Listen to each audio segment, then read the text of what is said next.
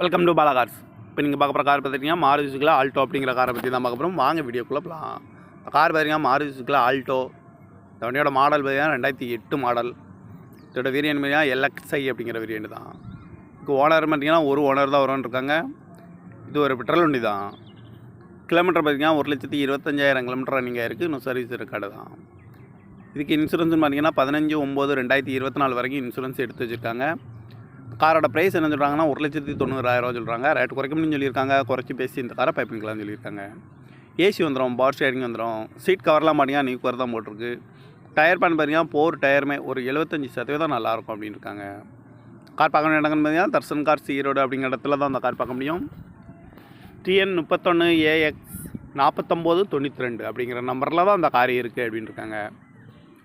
இது ஒரு ஓனர் தான், பெட்ரோல் வண்டி அப்படின்னு இருக்காங்க. இந்த காரோட ப்ரைஸ் என்ன சொல்கிறாங்கன்னா 1,90,000 சொல்கிறாங்க.